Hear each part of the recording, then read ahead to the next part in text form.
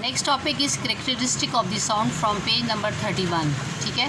Few characteristic on which one sound can be distinguish from the another are pitch, loudness and quality और the timbre. ठीक है.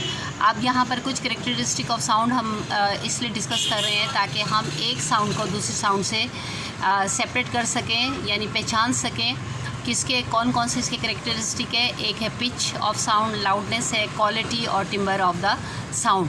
सबसे पहला है pitch. Pitch distinguish the shrill sound with grave sound. अब shrill जो होती है वो आपने कुछ आवाज़ें सुनी होंगी, चुभने वाली जो साउंड्स होती हैं, ठीक है ना, बारीक.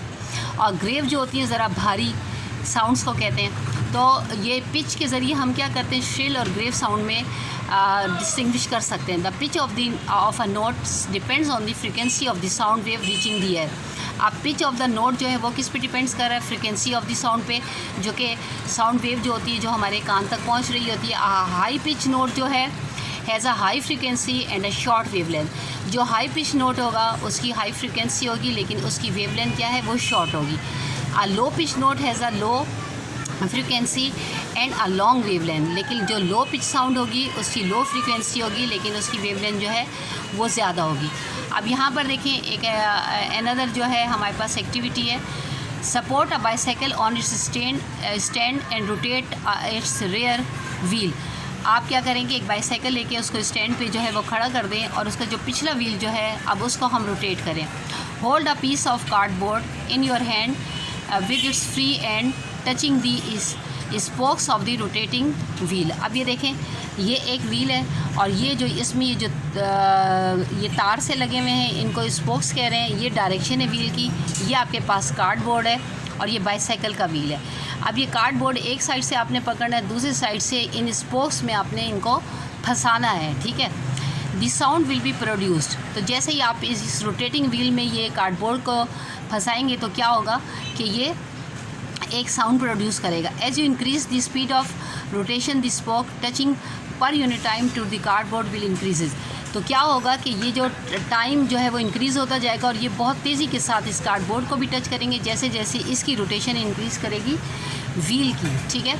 Which will increase the frequency. इसकी वजह से क्या होगा, फ्रिक्वेंसी भी इंक्रीज़ हो जाएगी. As a result sound produce will become shrill. अब जब जाहिर बात है जब फ्रिक्वेंसी इंक्रीज़ होगी तो फिर जो साउंड जो प्रोड्यूस होगी वो श्रिल होगी. ठीक है, हाई पिच के साथ. यानी श्रिल का क्या मतलब है, चुभने वाली बारीक आवाज़. ठीक है. ये देखें, ये इसीलिए आपको यहाँ पर एक ये एक्सपेरिमेंट बताया. आप अगर घर में बाईसाइकिल है तो आप ये परफॉर्म करके भी देख लें. ठीक है. Now turn your page number 32. Look at here, this is your book, page number 32. For example, the sound produced by man, dogs, frogs etcetera are of low pitch where the sound produced by women. अब क्या है, जो sound जो है man, dogs या frogs जो produce करते हैं उनकी लो पिच होती है. ठीक है. और whereas the sound produce by women, birds, cats etcetera are of high pitch. और जो वुमेन, बर्ड्स और कैट्स प्रोड्यूस करती हैं उनकी हाई पिच होती है. Pitch is like colour in light, वो डिपेंड ऑन द फ्रिक्वेंसी. ठीक है. पिच जो है जैसे लाइट का कलर होता है, इसी तरह किस पे डिपेंड करता है, फ्रिक्वेंसी पे. जैसे कि कलर जो है लाइट का वो भी फ्रिक्वेंसी पे डिपेंड करता है, इसी तरह पिच ऑफ साउंड भी फ्रिक्वेंसी पे डिपेंड करता है. सेकंड हमारे पास क्या है, loudness. The greater the sound energy the louder is the sound. जितनी ज़्यादा साउंड की एनर्जी ज़्यादा होगी उतनी ही आवाज़ भी बहुत लाउड होगी. The loudness depends upon the amplitude.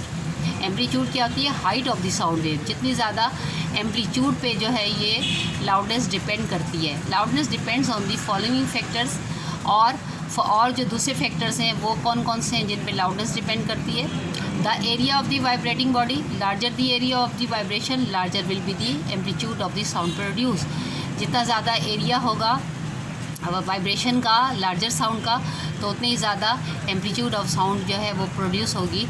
Distance from the source of sound, the farther away the smaller is the amplitude. जितनी ज़्यादा कोई सोर्स जो है साउंड का वो दूर होगा ऑब्जेक्ट, तो इतनी ज़्यादा स्मॉलर जो है एम्पलीट्यूड होगा. Material through which the sound is travelling, और डिपेंड करता है मटेरियल मीडियम है कि जिसमें कि साउंड जो है वो ट्रैवल कर लेगी.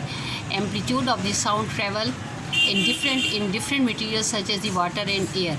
यानी एम्पलीट्यूड ऑफ साउंड जो है वेव जो है वो डिफरेंट है डिफरेंट मटेरियल्स में, जैसे वाटर में कुछ और है, एयर में कुछ और है। ठीक है, आज के लिए इतना ही काफ़ी है।